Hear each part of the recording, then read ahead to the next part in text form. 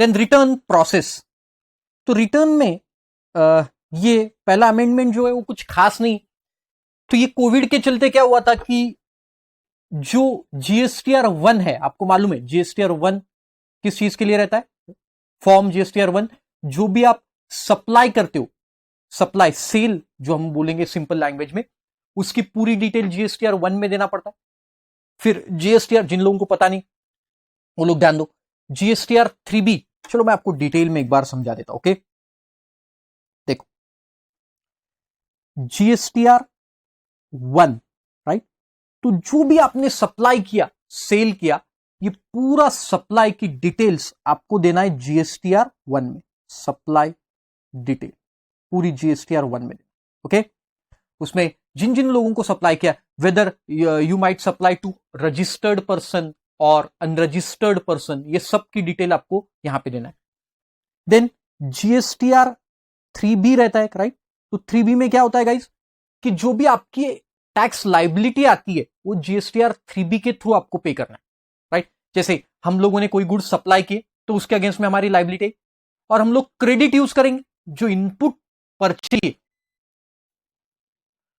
Purchase किए उसके ऊपर क्रेडिट लिया होगा हमने, तो वो क्रेडिट यूज करके, जैसे मान के चलो मेरी output liability I, output liability it's से 100 रुपीज, और मेरे पास क्रेडिट है आईटीसी है 75 रुपीज का, तो 25 रुपीज मुझे पे करना पड़ता है। और वो कहां से पे करना पड़ता है गाइस? जीएसटीआर 3B के, राइट? तो ये हो गया पेमेंट के लिए, पेमेंट चालान क्रिएट कर।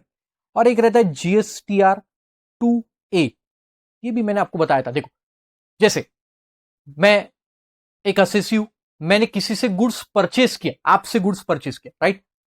लेट्स से आपका नाम क्या है? आलोक। मैं आपको बताऊंगा, ये प्रैक्टिकली बताऊंगा अभी थोड़ी देर। आलोक, तो आशीष ने, अब बस लेक्चर के साथ बने रहो, मैं पूरा प्रैक्टिकली आज आपको समझाने वाला हूं कहां कहां कैसे अमेंडमेंट आए रिटर्न और पेमेंट ऑफ टैक्स में, बड़ा मजेदार करके बताऊंगा कैसे होता है। तो ये आशीष, मैंने आपसे परचेस किया आलोक से, राइट? तो 100 रुपीज का गुड्स मैंने परचेस किया, 18 रुपीज जीएसटी दिया, तो 118 रुपए मैंने आपको पे किया, राइट? ये 18 रुपीज जब आप गवर्नमेंट को भरते हो, है ना, मतलब आलोक जब गवर्नमेंट को 18 रुपीज भरेगा, राइट, तो मैं उसका क्रेडिट ले पाऊंगा, आई कैन टेक आईटीसी, क्योंकि मैंने परचेस किया ना, आई परचेस, तो मैं क्रेडिट लूंगा। लेकिन कब? जब ये 18 रुपीज आलोक गवर्नमेंट को भरेगा। सर अब मुझे कैसे पता चलेगा कि आलोक कब भर रहा है? अरे मुझे, आशीष को कैसे पता चलेगा भाई कि आलोक ने गवर्नमेंट को पैसे भरे? तो उन्होंने ये फैसिलिटी लाई जीएसटीआर 2A की, कि आशीष के 2A में, ध्यान से सुनो, आशीष के 2A में, आशीष का जो 2A रहेगा, ये फॉर्म पोर्टल पे दिया है, ये 2 जैसे ही आलोक गवर्नमेंट को भर देगा, आशीष के 2A में रिफ्लेक्ट होगा, यस आलोक ने ये 18 रुपए गवर्नमेंट को भर दी। ये किसके 2A में दिखेगा? आशीष के 2A में। और then Ashish can take credit, फिर आशीष क्रेडिट ले सकता। अरे समझ में आया आपके? बड़ा मजेदार प्रोसीजर, एक्सक्यूज मी। तो हमने सप्लायर को तो पैसा दे दिया, आप सप्लायर हो, मैंने आपको दे दिया। अब गवर्नमेंट ने बोला आप जब गवर्नमेंट को भरोगे, आलोक जब गवर्नमेंट को भरेगा, तभी आशीष क्रेडिट ले पाए। अब आशीष को कहां सपना आएगा कि भाई ये पैसा आलोक ने पे कर दिया? तो उन्होंने बोला जब आलोक पे कर दी गया, वो अपना जीएसटीआर 1 भरेगा, सप्लाई, क्योंकि उसके एंगल से तो सप्लाई है, तो जैसे ही वो यहां पे दिखाएगा सप्लाई में, वो आपके 2A में रिफ्लेक्ट होता, ऑटो पॉपुलेट हो जाता है, ऑटो पॉप, ये सब मैंने रिटर्न में समझाया था, बहुत डिटेल में समझाया, राइट? तो ये आपके 2A में आ जाएगा और फिर आप उसका आईटीसी ले सकते। अरे बराबर। तो बस वो जो जीएसटीआर 1 थे, जीएसटीआर 1 जो सप्लाई डिटेल, आपको मालूम है जिनका एग्रीगेट टर्नओवर लास्ट ईयर में या करंट फाइनेंशियल ईयर में 1.5 करोड़ से ऊपर नहीं जाता है, उनके लिए क्वार्टरली फैसिलिटी है, राइट? क्वार्टरली फैसिलिटी जीएसटीआर 1 की, है ना, जीएसटीआर 1 की क्वार्टरली। जीएसटीआर 3B तो मंथली भरना है आपको, लेकिन 1 जो है वो क्वार्टरली फैसिलिटी। पेमेंट उनको मंथली चाहिए, देखो पेमेंट वाला है ना जीएसटीआर 3B, वो मंथली चाहिए, 3B आप क्वार्टरली भर सकते हो, 1 आप क्वार्टरली भर, सॉरी 1 आप क्वार्टरली भर सकते हो। तो ये क्वार्टरली फैसिलिटी दी है, ये क्वार्टरली फैसिलिटी के डेट्स एक्सटेंड किए, ये सब दिया आपको, लेकिन ये पढ़ने की, याद करने की कोई जरूरत नहीं गाइस। ये चेंजेस हुए इसलिए बताना पड़ा, क्योंकि गवर्नमेंट ये चाहती नहीं है आपसे, सॉरी इंस्टीट्यूट आपसे ये चाहेगी कि कौन से रिटर्न का कौन सा पीरियड है, ये सब वो नहीं चाहती, राइट? वो सब आपको दिया है, एक बार रीड करके रख लो, लेकिन एग्जाम में पक्का नहीं आएगा, it is not at all relevant for exam. Okay, then बस जस्ट डेट एक्सटेंड जो जो हुए कोविड के कारण, वो सब डेट्स दिए। एनुअल रिटर्न सेक्शन 44, तो उसमें क्या अमेंडमेंट आया देखो। तो एनुअल रिटर्न आपको मालूम है सबको कब तक भरना पड़ता है, कि जैसे ये आपका ईयर है, फाइनेंशियल ईयर 1 अप्रैल 2020 से 31 मार्च 2021, ये सपोज आपका ईयर है। ये ईयर का एनुअल रिटर्न कब तक भरना है, तो नेक्स्ट ईयर का दिसंबर तक, मतलब 31 दिसंबर 2021, ये डेट तक भरना पड़ता है, बराबर। तो अब बहुत बार ये होता है कि ये डेट्स को एक्सटेंड करना पड़ता है, क्योंकि जीएसटी लॉ नया है, तो बहुत सारे कॉम्प्लिकेशन, कभी साइट सपोर्ट नहीं करती, कभी नेचुरल कैलेमिटीज, अभी ये कोविड एंड ऑल, ये सब का चलते हुए उन्होंने क्या किया कि कमिश्नर के पास पावर दे दिए, बस इतना बोला यहां पे, कमिश्नर के पास पावर दी कि इस डेट को वो एक्सटेंड कर सकते, बस बाकी कुछ नहीं है ना। और ये सेंट्रल के कमिश्नर ने एक्सटेंड किया, तो ऐसा माना जाएगा कि वही स्टेट के कमिश्नर ने एक्सटेंड किया, मतलब स्टेट के लिए भी, और स्टेट के कमिश्नर ने एक्सटेंड किया तो सेंट्रल के लिए भी सेम एप्लीकेबल, क्योंकि एसएससी तो एक ही।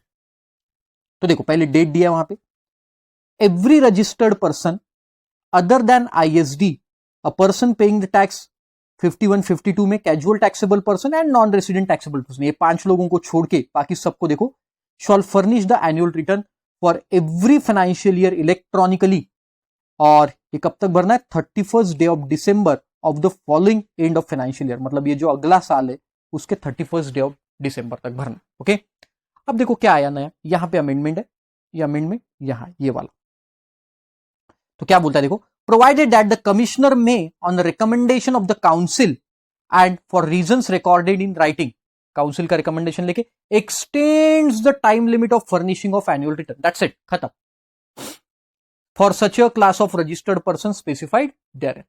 Simple. And provided further that any extension in time limit notified by the Commissioner of State Tax or Commissioner of Union Territory Tax shall be deemed to be notified by the Commissioner. State या Union Territory के commissioner ने notify किया तो ऐसा माना जाएगा कि central वाले ने भी किया, सिंपल एज। तो बस ये एक्सटेंड करने के पावर कमिश्नर के पास है, इतना बताया, तो पहले भी मालूम। देन नेक्स्ट एक सर्कुलर ऐड हुआ, तो ये सर्कुलर क्या है वो मैं समझा देता हूं। देखो अब आपको मालूम है कि हर एसएससी को गवर्नमेंट ने जब लॉ आया तब बोला कि एनुअल रिटर्न भरना पड़ेगा, है ना, annual return, annual return, right. और मैं पर्टिकुलरली या सर्कुलर जो बात कर रहा है वो 2017-18 के एनुअल रिटर्न के लिए एंड 2018-19 के एनुअल रिटर्न। ओके, ये 2 ईयर के बस, 19-20 इसमें कवर नहीं, 17-18 और 18-19 के एनुअल रिटर्न के लिए ये सर्कुलर आया। तो अब क्या हुआ कि इन्होंने बोला कि आपको एनुअल रिटर्न भरना पड़ेगा, लेकिन बाद में फिर एक नोटिफिकेशन आया कि जिनका टर्नओवर 2 करोड़ के नीचे है उनको ये एनुअल रिटर्न भरने की जरूरत नहीं, मतलब आपके पास ऑप्शन है, you have an option, you have an choice. तो फिर अब क्या हुआ कि बहुत सारे लोगों ने एनुअल रिटर्न भरे भी नहीं भरे।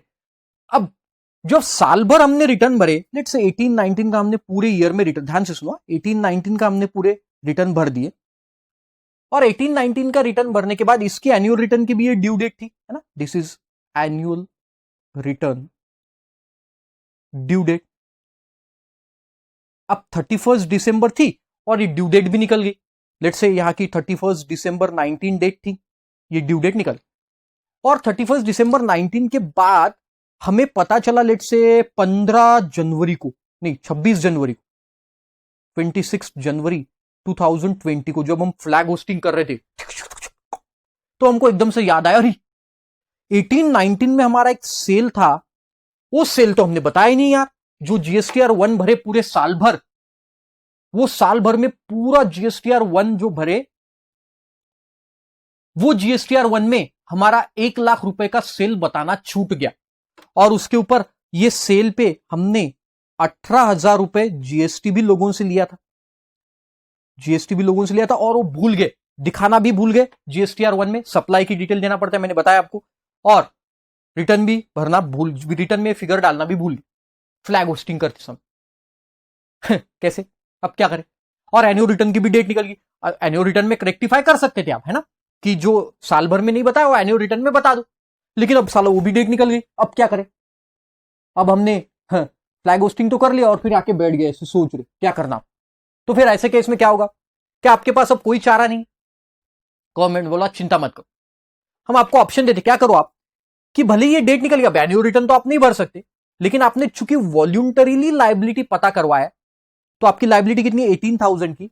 ये लाइबिलिटी आप DRC-03 नाम का एक चलान है, DRC-03 नाम का, ये चलान में आप ये सेल्फ डिक्लेयर कर दो और 18,000 पे इंटरेस्ट पेनल्टी जो कुछ भी वो खुद ही भर दो।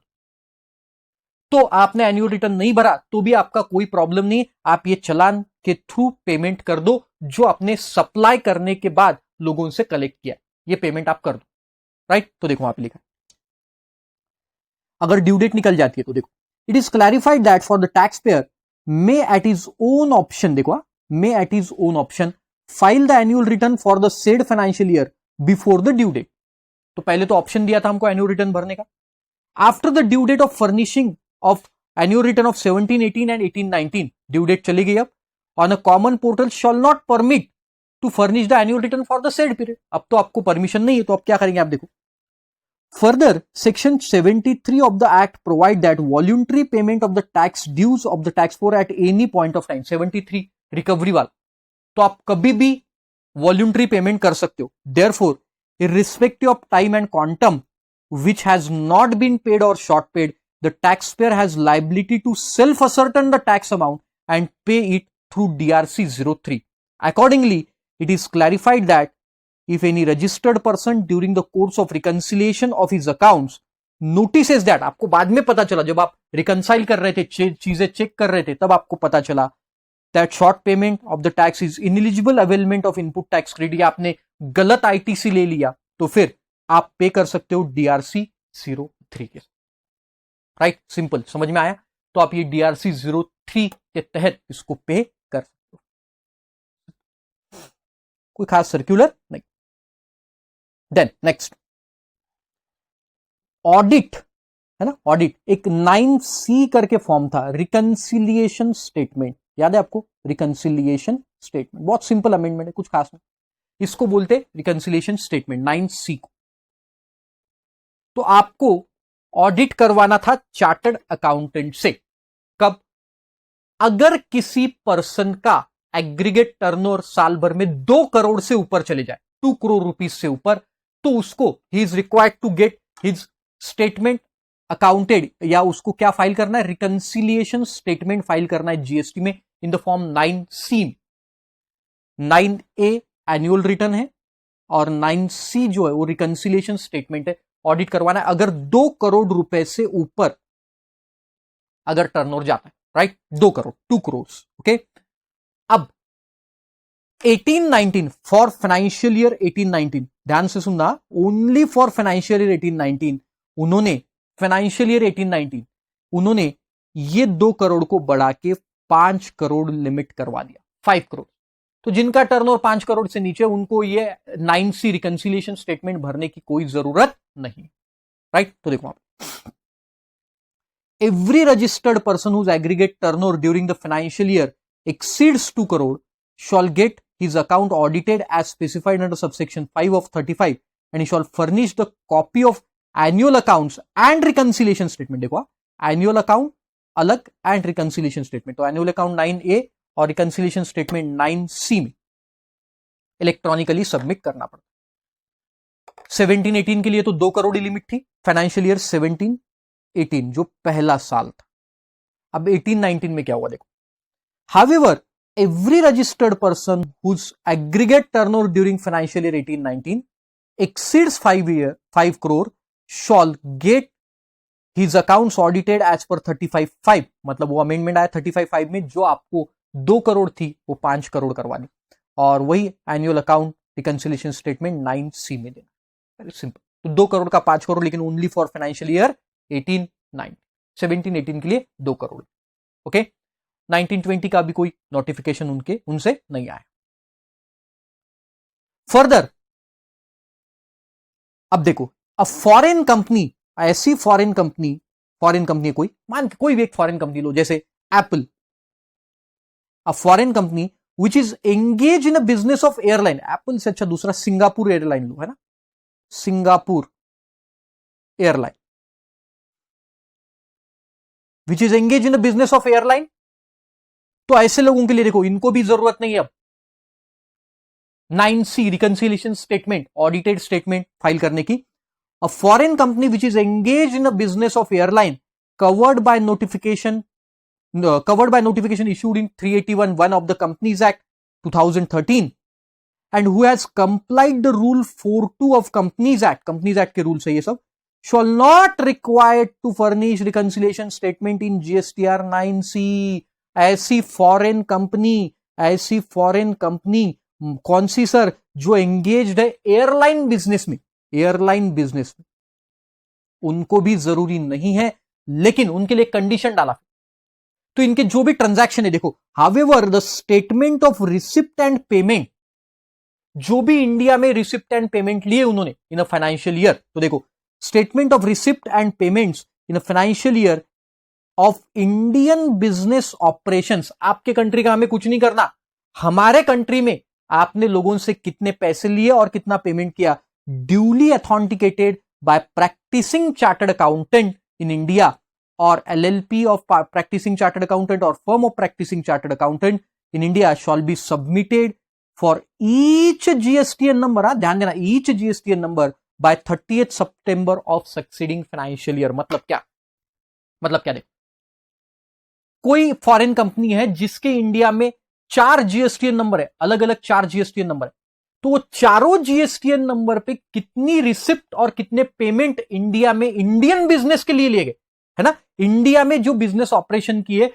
उसके लिए आपने कितने पैसे लिए या कितने पेमेंट किए, इसका एक स्टेटमेंट बनाना पड़ेगा और वो स्टेटमेंट चार्टर्ड अकाउंटेंट से आपको सर्टिफाई करना। एक नया बिजनेस आ गया सीए लोगों के लिए, सर्टिफाई करना है, और वो कॉमन पोर्टल पे आपको 30th सितंबर तक, नेक्स्ट ईयर के 30th सितंबर तक, मतलब जैसा ये 1920 है तो आपको सितंबर 20 तक फाइल करना है आपको, मतलब सिंगापुर एयरलाइंस को फाइल करना है separately for each GST number. जैसे उनका महाराष्ट्र में एक जीएसटीएन नंबर है, उनका यूपी में है, कर्नाटका में है, तो सभी जीएसटीएन नंबर के अलग अलग स्टेटमेंट्स बनाने पड़ेंगे, इंडियन बिजनेस ऑपरेशन के लिए कितना पैसा आया और कितना उन्होंने पेमेंट किया, और वो स्टेटमेंट्स फाइल करना। Okay, simple as that, great, so simple एकदम। तो ये एनुअल रिटर्न इन लोगों को फाइल करना फॉरेन कंपनी के लिए जरूरी नहीं, और फाइनेंशियल 18-19 के लिए 5 करोड़ की लिमिट, बस ये 2 amendments. Then payment of tax, चलो बड़ा प्रैक्टिकली टॉपिक मैं आपको समझाऊंगा भी, है ना, प्रैक्टिकली क्या है इसमें इश्यूज, मैं आपको लॉग इन करके भी जीएसटी के साइट पे भी बताऊंगा। देखो, can the tax payer utilise the amount available in any major heads for any other major heads? क्या मतलब हुआ इसका? देखो, तो गाइस क्या होता है कि ये मेजर हेड्स क्या क्या है मैं बताता हूं। Major heads and minor heads, वैसे दिया भी है लेकिन मैं बता देता हूं। देखो क्या होता है, पहले पेमेंट कैसे करते हो मैं आपको समझाने की कोशिश करता हूं। देखो, जब भी आप जीएसटी साइट लॉगिन करते हो तो मैं लॉगिन करके भी बताता हूं, लेकिन पहले पूरा आइडिया समझ लो। अब आपको कोई लाइबिलिटी का पेमेंट करना है तो आपके पास क्रेडिट लेजर में, मतलब इलेक्ट्रॉनिक क्रेडिट लेजर और इलेक्ट्रॉनिक कैश लेजर, ऐसे 2 लेजर से आपको मालूम है, वो डिटेल में हम लोगों ने पढ़ चुके, electronic credit ledger and electronic cash ledger. तो लेट से आपकी 10,000 रुपए की लाइबिलिटी, 10,000 की, और आपके पास इलेक्ट्रॉनिक क्रेडिट लेजर में 8,000 रुपीज है, मतलब आपने किसी से परचेस किया था जिसके ऊपर 8,000 रुपए का आपको क्रेडिट मिला है, तो वो इलेक्ट्रॉनिक क्रेडिट लेजर में चले जाएगा, बराबर, इलेक्ट्रॉनिक क्रेडिट लेजर। अब ये इलेक्ट्रॉनिक क्रेडिट लेजर में जो भी आपका अमाउंट जाएगा वो 10,000 के साथ आप पहले यूटिलाइज करोगे, 10,000 माइनस 8,000 होगा, है ना, और फिर बचे हुए 2,000 रुपए आपको कैश में भरना पड़ेगा। समझ में आया आपके? देखो, 10,000 रुपए की output tax liability, 8,000 rupees ITC, ITC मतलब ये कहां रहता है, इलेक्ट्रॉनिक क्रेडिट लेजर में, और फिर 2,000 रुपए आपको कैश से भरना पड़ेगा। यू हैव टू पे दिस थ्रू कैश। तो ऐसे टोटल 10,000 रुपीज आपको भरना पड़ेगा। Simple, right. अब ये जब आप 10,000 रुपीज भरोगे तो आपको इलेक्ट्रॉनिक कैश लेजर में पैसे डालना पड़ेगा 2,000 रुपए। तो ये सीजीएसटी का है या एसजीएसटी का है या आईजीएसटी का, एज द केस में भी वहां पे डालना पड़ेगा। तो ये जो मेजर हेड्स है, ये मेजर हेड्स कौन से, देखो major heads refers to as a integrated tax head, a central tax head, state tax head या यूनियन टेरिटरी टैक्स हेड। ये हो गए मेजर हेड्स। सीजीएसटी का पेमेंट, एसजीएसटी का पेमेंट, यूटीजीएसटी का या आईजीएसटी का, दीज आर मेजर हेड। और माइनर हेड्स में क्या आता है, देखो इंटरेस्ट ऑफ सीजीएसटी या आईजीएसटी या SGST, penalty of CGST, IGST, SGST, fee और अदर्स, ये सब आएंगे other head, minor head. Okay, तो ऐसे दो टाइप के हेड रहते हैं, major heads and minor head. अब क्या हो गया, गलती से पहले क्या होता था, ये चेंज आने से पहले क्या होता था बता दो। अब हम लोग क्या करना पड़ता है, पेमेंट, ये कैश लेजर में जब आप पैसा डालते हो, है ना, ये पहले आपको देखो प्रोसीजर समझ लो आप क्या है, कि आपको ये 10,000 रुपए का लाइबिलिटी पे करना है, जिसके अगेंस्ट में आईटीसी यूज हो गया 8,000। अब आपको कैश में पेमेंट करना है 2,000 का। तो जीएसटी साइट पे क्या फैसिलिटी है कि पहले आपको पेमेंट कैश लेजर में डालना पड़ता है। Simple, just like Paytm. Paytm इसे इमेजिन करो, पेटीएम में क्या होता है कि आप आपके बैंक अकाउंट से पेटीएम में पहले पैसा डालते हो और फिर पेटीएम से पेमेंट करते हो। या अमेजॉन पे, अमेजॉन के जो आपका साइट रहता है, अमेजॉन में आपको पहले पैसे डालना पड़ता है आपके बैंक अकाउंट से और फिर वहां से पेमेंट होता है। तो सेम लाइक दिस, ये जीएसटी पोर्टल भी वैसे ही है। जीएसटी पोर्टल में क्या होता है, पहले आपको पेमेंट डालना पड़ता है वहां पे जीएसटी पोर्टल पे कैश लेजर में, और वो कैश लेजर से फिर आपकी लाइबिलिटी पे करना पड़ता है। सेम लाइक अमेजॉन पे या आपका पेटीएम, पेटीएम जैसे पेटीएम का पोर्टल मान के चलो, आपको पहले कैश डालना है और फिर वहां से पेमेंट करना, सिंपल, राइट। अब क्या हुआ कि आपको जो पेमेंट डालना था आपके बैंक अकाउंट, इंटरनेट बैंकिंग या डेबिट कार्ड से पेमेंट, जैसा आप पेटीएम में डालते हो वैसे ही इधर आप डालने गए, कहां, जीएसटी के पोर्टल के कैश लेजर में। वो डालना था आपको सीजीएसटी में, सीजीएसटी में डालना था, लेकिन गलती से आपने क्या किया, उसको एसजीएसटी में डाल दिया। आपके अकाउंटेंट ने, आपसे गलती हो गई कि सीजीएसटी में डालने की वजह उसको एसजीएसटी में डाल दिया वो पेमेंट। तो पहले क्या था, अब वो एसजीएसटी में तो पेमेंट है ही नहीं था, और एसजीएसटी से आपको रिफंड लेना पड़ता था और फिर वो रिफंड लेके फिर सीजीएसटी में डालना पड़ता। तो इसकी प्रोसीजर बड़ी लंबी थी। मतलब आपने गलती से पेमेंट कर दिया तो पहले रिफंड लो, फिर रिफंड लेके फिर जहां पे चाहिए वहां डालो, या कभी सीजीएसटी में डालना है और आपने आईजीएसटी में डाल दिया तो आईजीएसटी पहले रिफंड ले लो और फिर आईजीएसटी का रिफंड लेके पैसा आने के बाद सीजीएसटी में डाल। ये सब नाटक होता था। तो गवर्नमेंट ने इसको सिंप्लीफाई कर दिया। उन्होंने क्या बोला, चलो ठीक है, आपको सीजीएसटी में पैसा डालना था, आपने कहां डाला, एसजीएसटी।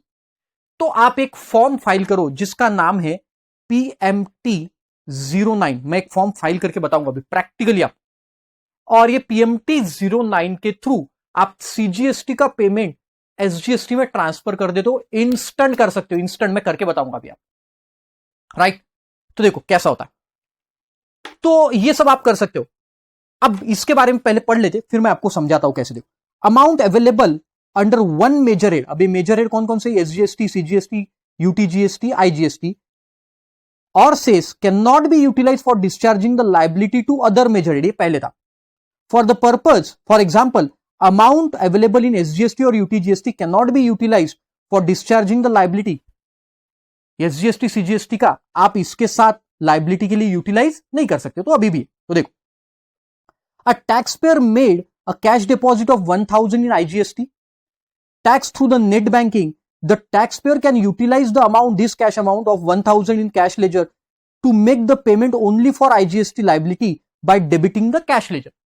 अब आपने ये जो आईजीएसटी में पैसा डाला, उसका पैसा आप सिर्फ आईजीएसटी के लाइबिलिटी के साथ यूटिलाइज कर सकते हो, उसका पैसा आप एसजीएसटी के लिए नहीं यूटिलाइज कर। बट आपने वो गलती से डाला है ना भाई, वो जो आईजीएसटी में पैसा गया वो तो गलती से गया, तो पहले फिर आपको रिफंड क्लेम करना पड़ता था, और रिफंड क्लेम करके फिर आपको जहां पे एक्चुअल जाना चाहिए था वहां पे डालना पड़ता। अब उन्होंने ये PMT09 की फैसिलिटी लाई, तो देखो क्या बोलता है, a registered person may on a common portal transfer the amount of tax, interest, penalty, fee और any other amount in electronic cash ledger, credit नहीं cash ledger, to the electronic cash ledger of integrated tax, central tax, state tax और union territory tax, or says in the form PMT09 subject to such a conditions and restrictions, and such a transfer shall be deemed to be the refund from electronic cash laser under this act. मतलब आपने IGST से पैसा अगर CGST में डाला तो ऐसा माना जाएगा कि आईजीएसटी से आपको रिफंड मिल गया, और वो पैसा आईजीएसटी से रिफंड जो मिला वो पैसा आपने कहां पे डाल दिया, फिर आप आईजीएसटी से रिफंड लिया और आईजीएसटी से रिफंड लेके वो पैसा कहां डाल दिया, सीजीएसटी में। तो आईजीएसटी से जब निकल के वो सीजीएसटी में जाएगा या आईजीएसटी से निकल के एसजीएसटी में जाएगा तो एज गुड एज आईजीएसटी से रिफंड मिल गया ऐसा बताया जाएगा। ओके, तो देखो ये फिर आपको दिया है कहां से कहां पैसा जा सकता है। कोई मेजर हेड से माइनर हेड में जा सकता है, मतलब सीजीएसटी से पैसा एसजीएसटी में जा सकता है, सीजीएसटी से पैसा सीजीएसटी के इंटरेस्ट में जा सकता है माइनर हेड में, या सीजीएसटी से पैसा एसजीएसटी के इंटरेस्ट में जा सकता है, एंड सो ऑन। तो ये सब दिया, कुछ खास काम का, राइट। तो ये सब दिया। अब देखो ये प्रैक्टिकली कैसे होता है। चल देखो, लेट्स सी नाउ। चलो हम एक लॉग इन करते हैं एसएससी को, कोई भी एसएससी को लॉग इन कर, जीएसटी लॉगिन आप गूगल में डालेंगे तो ये पोर्टल खुल जाएगा आपका। यहां पे आपको यूजर आईडी पासवर्ड डालना है आपका जो भी रहेगा, जैसा मेरा एक एसएससी है कोई, मैं उसका डालता हूं।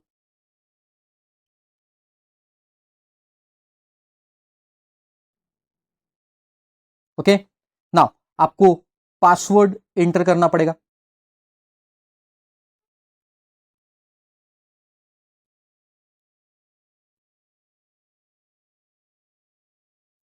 राइट, पासवर्ड एंटर करने के बाद आपको ये जो भी कैप्चा है यहां पे, ये कैप्चा डालना पड़ेगा।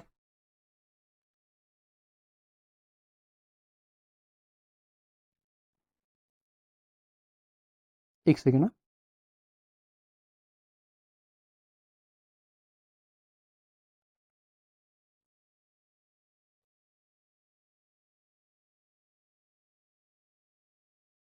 ये कैप्चा आपको डालना पड़ेगा और फिर जस्ट सेकेंड ना,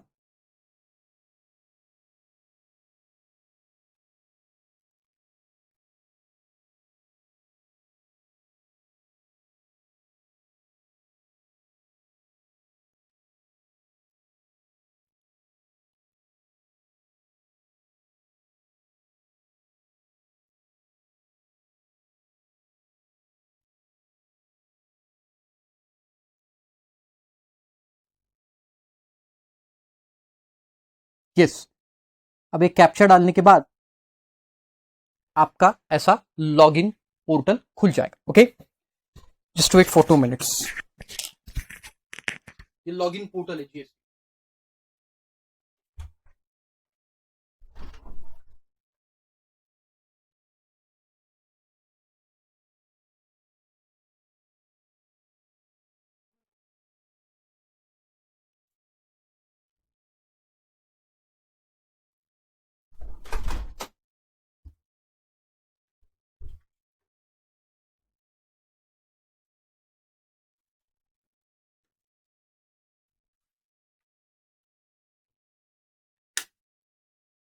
ओके, चल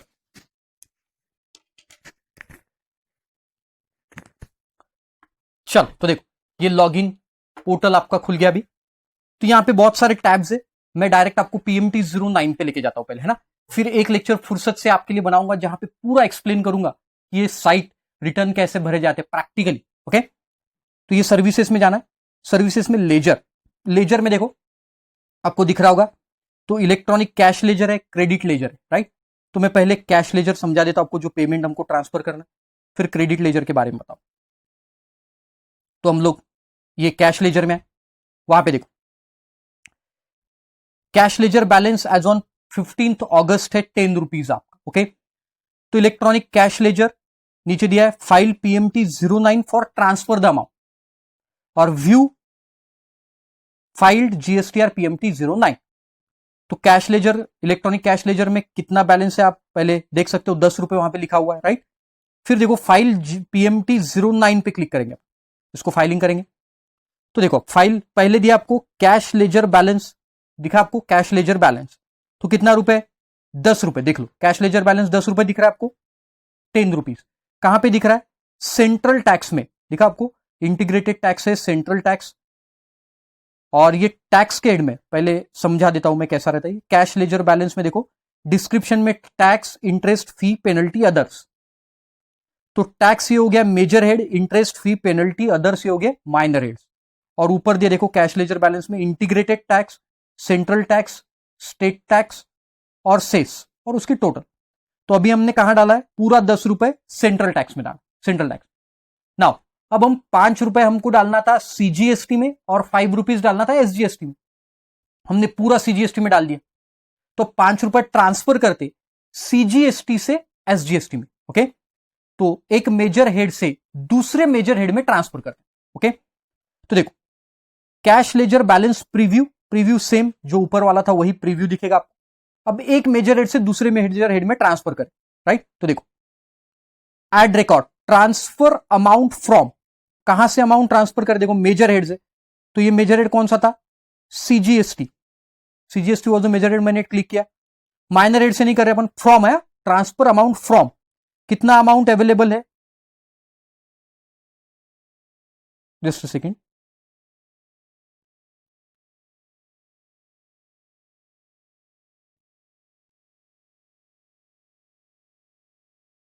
सेंट्रल टैक्स है, राइट? सीजीएसटी। ओके, तो माइनर हेड कौन से माइनर हेड में है? टैक्स में। कितना अमाउंट अवेलेबल है आपका? 10 रुपए का अमाउंट अवेलेबल है, 10 रुपए का। अब ट्रांसफर फ्रॉम वाला अपन ने भर दिया पूरा। ट्रांसफर टू, कहां ट्रांसफर करना है आपको? देखो मेजर हेड्स में, कौन सा? एसजीएसटी में, राइट? कितना रुपए करना है और कहां करना है? तो यहां पे दिया है टैक्स करना है, इंटरेस्ट करना है, पेनल्टी। हमको क्या करना है? टैक्स। कितना रुपए? 5 रुपए करना है, 5 रुपीज। ओके, टैक्स में ट्रांसफर करना है, transfer amount to tax 5 rupees, right? समझ में आ गया? ट्रांसफर अमाउंट फ्रॉम कहां से? सीजीएसटी से एसजीएसटी में। सेव कर दिया। वार्निंग देता है, are you sure that the amount indicated above is intended to transfer? Yes we are sure, हमको करना है। सेव। अब देखो, अब आपको सेव करने के बाद ये आपको प्रीव्यू बताता है कैश लेजर का। कैश लेजर में 10 रुपए ऑलरेडी है आपके, जो पहले था। अब देखो cash ledger balance preview updated क्या हो गया? अब देखो अपडेटेड कैसा दिखेगा आपको? कैश लेजर का बैलेंस सेंट्रल टैक्स में 5 रुपए दिखेगा, दिख रहा है आपको, और स्टेट टैक्स में 5 रुपए, जो पहले सेंट्रल में था 10 रुपए। ये ऐसा प्रीव्यू आएगा। ओके, तो हमको यही चाहिए। अब फाइल करना है, yes, proceed to file. File करेंगे अब इसको। वेरिफिकेशन देना है आपको, वेरीफाई किया, असेसी का नाम आएगा जो भी है। और ये देखो यहां पे लिखा फाइल PMT09, PMT09 जो हमने देखा, तो ये फाइल करेंगे। तो अब आर यू श्योर, एक बार और पूछ लिया कि आपको करना है पक्का, तो हमने बोला यस करना है। फिर आएगा ओटीपी, और ओटीपी या फिर डीएससी से फाइल कर सकते हैं, ईवीसी। ईवीसी मतलब ओटीपी जाएगा, और डीएससी डिजिटल सिग्नेचर से, तो हमने ईवीसी से किया। प्रोसीड करने के लिए वापस एक बार आपको पूछ रहा है, तो हमने प्रोसीड करने के लिए बोला उनको ओटीपी। अब देखो ओटीपी आएगा आपको, एक सेकेंड, ओटीपी आया।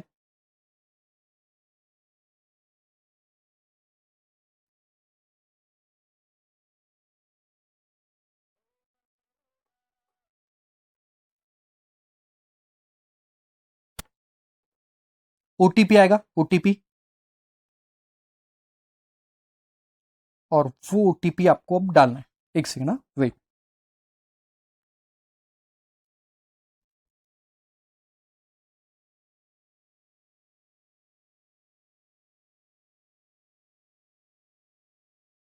ये ओटीपी को जैसे ही आप वेरीफाई करते हो तो आपको दिख जाएगा। ये ओटीपी डाला मैंने, CEEAEP, है ना? ये ओटीपी डाला, वेरीफाई किया, फाइलिंग सक्सेसफुल। देखो PMT09 फाइल होगी। समझ में आ गया आपको? देखो PMT09 has been successfully file, okay कर दिया। अब जाके हम बैलेंस देख सकते हैं। देखो व्यू, जो यहां पे वही लेजर पे आगे व्यू फाइल GST PMT09, ये फॉर्म को हम देख सकते हैं। डेट से अपन सर्च करते हैं।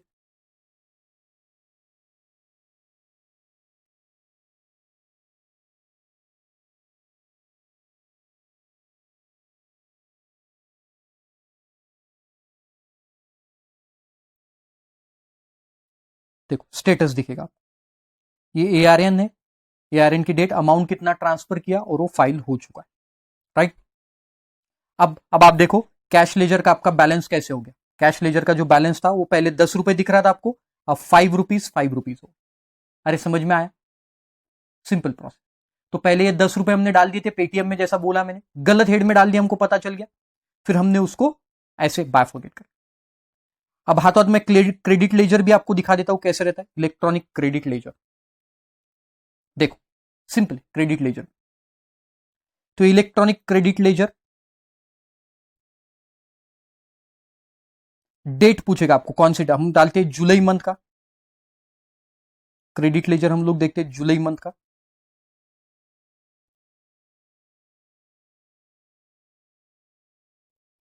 देखो this is credit ledger, okay. तो देखो मैंने बताया था आपको थोड़ी देर पहले, अगर आपको याद होगा तो, कि जिससे मैंने गुड्स परचेस किए मैं उसको जीएसटी पे करूंगा, और जैसे ही वो गवर्नमेंट को भर देगा, जैसे ही वो गवर्नमेंट को भरता है, मेरे 2A में रिफ्लेक्ट होना शुरू हो जाता है, राइट। तो 2A वाले जो रिफ्लेक्ट होंगे ना, वो ये वाले लोग हैं, देखो ये वाले लोग जिनसे मेरे को आईटीसी मिला जून में, राइट। और अब एक क्रेडिट लेजर का ओपनिंग बैलेंस देखो, दिस इज ओपनिंग बैलेंस, दिख रहा है आपको ओपनिंग बैलेंस। ये ओपनिंग बैलेंस कहां किसका है मेरा, देखो सेंट्रल टैक्स का 61,342 और स्टेट टैक्स का 61,342, ये मेरा ओपनिंग बैलेंस है। फिर करंट मंथ का जुलाई का मेरा आईटीसी थ्रू इनपुट्स दिख रहा है आपको, आईटीसी थ्रू इनपुट्स, तो ये आ गया 92,127, सीजीएसटी का 92,127, एसजीएसटी का अदर देन रिवर्स चार्ज वाला, और ये टोटल इतना, तो ये ओपनिंग बैलेंस में ऐड हो गया। देखो सीजीएसटी का आप कितना बन गया, 61,342 प्लस 92,127, तो ये आता है 153,469, ये हो गया आपका टोटल बैलेंस। और फिर से ये दूसरा भी बिल उसमें ऐड कर दिया, तो मेरा ये टोटल बैलेंस बनते जाए। ऐसा रहता है इलेक्ट्रॉनिक क्रेडिट लेजर, सिंपल रहता है।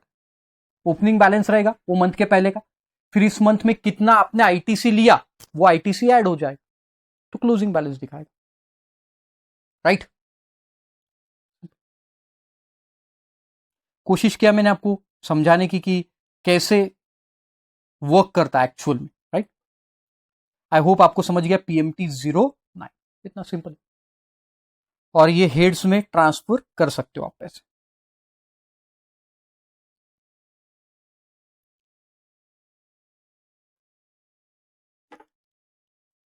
फिर सेम पॉइंट दिया आपको, ट्रांसफर ऑफ सर्टेन अमाउंट्स, मतलब आईजीएसटी में डला है तो वो आपको अब एसजीएसटी में डालना है, तो आईजीएसटी सेंट्रल गवर्नमेंट रन करता है, पूरा देखता है, तो सेंट्रल गवर्नमेंट से वो पैसा सेंट्रल गवर्नमेंट क्या करेगी, एसजीएसटी स्टेट गवर्नमेंट को ट्रांसफर कर देगी वो पैसा, या यूनियन टेरिटरी में जो गवर्नमेंट है उसको ट्रांसफर कर देगी, सिंपल। देन नेक्स्ट, ये इलेक्ट्रॉनिक क्रेडिट लेजर 86 रूल में एक अमेंडमेंट है, 86(4) तो पहले मैं आपको समझा दूं क्या अमेंडमेंट है। देखो क्या होता है, लॉजिकली समझो तो फटाफट चीजें समझ में आती। जैसा मुझे क्या करना था कि मैंने एक कोई लाइबिलिटी असर्टन की, liability I asserted for ₹50 lakh, 50 lakh की मैंने लाइबिलिटी असर्टन, राइट। अब ये 50 लाख की लाइबिलिटी मुझे पे करना है, तो इसके लिए 30 लाख जो है वो मेरे इलेक्ट्रॉनिक क्रेडिट लेजर में, अभी मैंने बताया आपको इलेक्ट्रॉनिक क्रेडिट लेजर आईटीसी है मेरे पास, है ना, कितना है 30 लाख, तो 30 लाख तो मैं वहां से पे करूंगा इलेक्ट्रॉनिक क्रेडिट लेजर से, बराबर। और 20 लाख मुझे जो है वो बचा हुआ 20 लाख मुझे कैश लेजर से पे करना पड़ेगा, मतलब मुझे कैश लेजर में डालना पड़ेगा, जैसे कि मैंने बोला पहले पैसा नेट बैंकिंग के थ्रू और फिर वहां से पे करना पड़ेगा, तो ऐसा ये टोटल पेमेंट नील हो जाए। तो मैंने ऐसे ही किया, 30 लाख का पेमेंट पहले आईटीसी के थ्रू किया, और 20 लाख का पेमेंट जो है वो मैंने कैश में कर दिया, राइट। इलेक्ट्रॉनिक क्रेडिट लेजर में जो पैसा था वो पैसा मैंने यूज कर दिया बाय डेबिटिंग इट, है ना, डेबिट करना पड़ेगा इलेक्ट्रॉनिक क्रेडिट लेजर को, तो वहां से पैसा निकल जाएगा। अब मुझे बाद में पता चला, मैं मेरे सीए के पास गया, बहुत टैलेंटेड सीए एक है जिसका नाम है ऑफ कोर्स आशीष, आपको मालूम है ना। तो उसके पास गया और उसने बोला अरे यार आपकी 50 लाख रुपए की तो लाइबिलिटी आ ही नहीं रही थी, आपकी लाइबिलिटी इस मंथ की 0 है, आपने गलत कैलकुलेशन किया भाई। तो मैं बोला अरे अब क्या करूं, 50 लाख पूरे चले गए। तो बोला अरे क्या चिंता करते हो साहब, अपन इसका रिफंड क्लेम कर लें, रिफंड। तो मैं बड़ा खुश हो गया, आशीष बता क्या चाहिए तुझे, 50 लाख का रिफंड लाके दे रहा है। तो सर मुझे कुछ नहीं चाहिए, बस आपका काम हो गया। मैं तो हमेशा प्रैक्टिसिंग सीए हूं, लेकिन मैं हमेशा चाहता हूं भाई क्लाइंट का अच्छा हो, राइट। तो ये रिफंड आपको लाके दे देता हूं। तो बोला चलो लाओ 50 लाख रुपए कैश में लाओ, लाके दो मुझे। तो मैंने बोला साहब मैं इतना भी दयालु नहीं हूं, इतना भी दयालु नहीं हूं। देखो ये जो 50 लाख है इसमें से 30 लाख तो आपने आपके क्रेडिट लेजर से पेमेंट किया ना, तो ये 30 लाख वापस आएंगे, लेकिन वो कहां जाएंगे वापस, आपके क्रेडिट लेजर में ही जाएंगे। ऐसे थोड़ी ना गवर्नमेंट अपनी जेब से 30 लाख रुपए निकाल के देगा। अरे भाई वो 30 लाख रुपए आपके क्रेडिट लेजर में जमा होगे, और जो 20 लाख रुपए आपने कैश लेजर से पेमेंट किया उसका आपको कैश में रिफंड मिलेगा, मतलब बैंक के थ्रू रिफंड मिलेगा। लेकिन ये 30 लाख जो है वो तो रिफंड आपको आपके क्रेडिट लेजर, क्योंकि वहां से ही पेमेंट किया तो क्रेडिट लेजर में ही आपके ऐड हो जाएगा। अरे समझ में आया?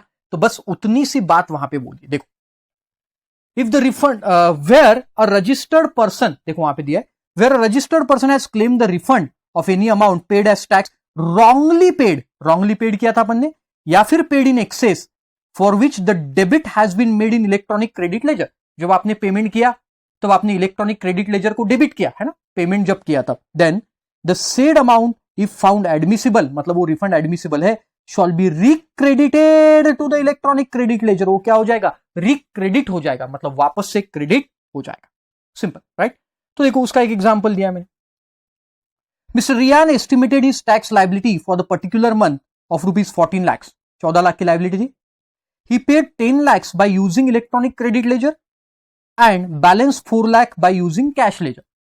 तो बताओ कहां कहां जाएगा, 10 लाख कहां जाएगा? बस समझ गया गाइस, 10 लाख। देखो later on he found that the accountant wrongly ascertained the liability. In fact, he has no liability to pay the tax for that particular month.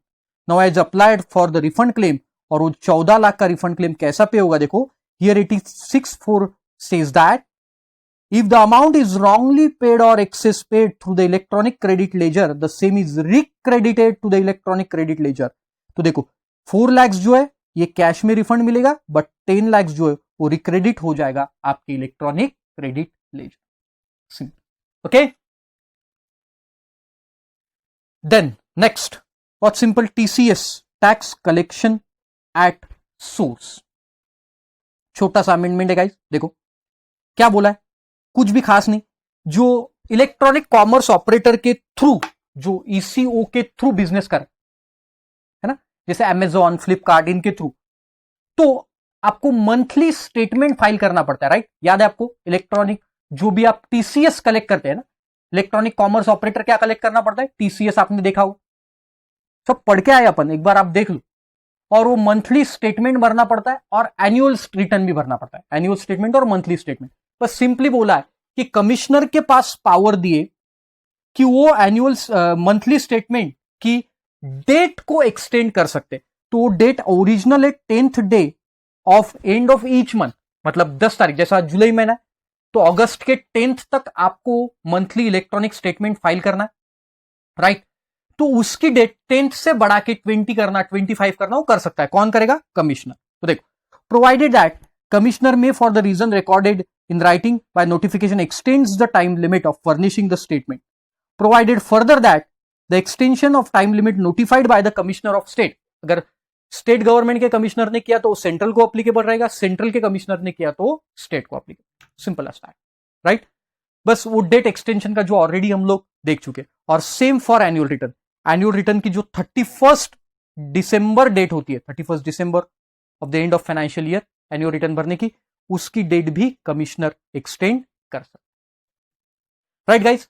अभी आप गो थ्रू करो ये सब अमेंडमेंट्स को। आई एम श्योर आप पक्का समझ गए होंगे कि अमेंडमेंट्स कठिन नहीं है, और खासकर आप जब मेरे साथ हो तो पक्का नहीं, राइट गाइस। तो ऐसे ही नोटिफिकेशंस, मतलब मैं यूट्यूब पे भी मेरे डालते रहता हूं, है ना, तो आप सब्सक्राइब अगर करेंगे तो आपको ये सब चीजें मिलते जाए, ओके।